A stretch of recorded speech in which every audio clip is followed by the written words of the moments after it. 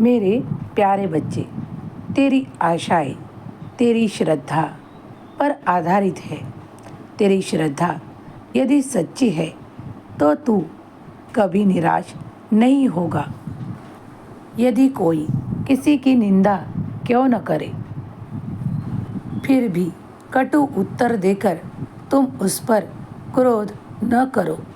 यदि इस प्रकार से इन प्रसंगों से बचते रहोगे तो यह निश्चित है कि तुम सदा सुखी रहोगे, क्योंकि हर एक के मन में तुम ये नहीं जानते कि तुम्हारे बारे में विष है या अमृत। जिसके मन में तुम्हारे बारे में वो विष होगा वो तो जहर ही उगलेगा ना, तुम्हारे विरोध में बात करेगा। लेकिन जिसके मन में तुम्हारे प्रति अंतर्मन से प्रेम होगा, अपनेपन की भावना होगी, वो तो तुम्हारे बारे में अच्छा ही कहेगा, क्योंकि तुम उसको अंतर आत्मा से पसंद होते हो।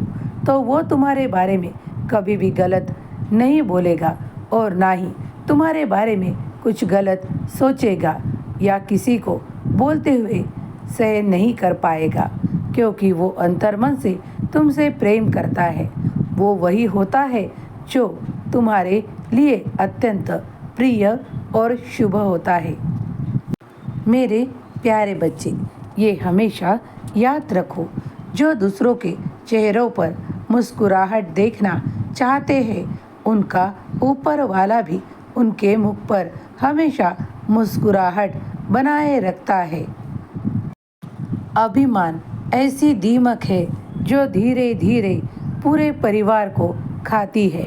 इसीलिए हमेशा याद रखो कि अभिमान रहित रहो।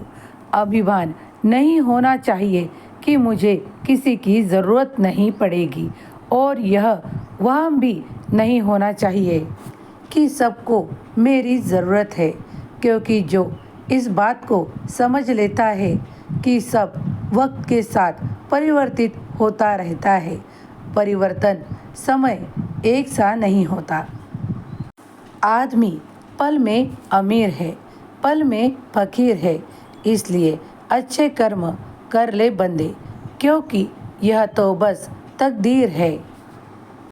अगर तुम धनवान हो, बुद्धिमान हो और बहुत सा तुम्हें कुछ प्राप्त है, तो उस वृक्ष की भांति कृपालु बनो जो अपने ऊपर फल लगते ही झुक जाता है।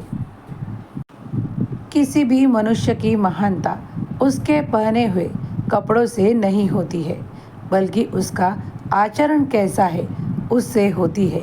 अगर तुम किसी को अच्छे कपड़े और बहुत अच्छा रख रखाव कर देखते हो और तुम्हें लगता है कि वही सबसे उच्च कोटि का मनुष्य है, तो यह तुम गलती कर रहे हो। उसके विचारों को देखो और फिर उसका अनुमान लगाओ। सिर्फ दिखावे के लिए अच्छा मत बनो।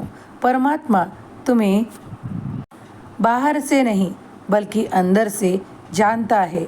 इसीलिए वो बनो जो तुम बनना चाहते हो, वो बनो जो ईश्वर तुम्हें बनाना चाहते हैं। तुम वो बनो जो ईश्वर से प्रेम करे।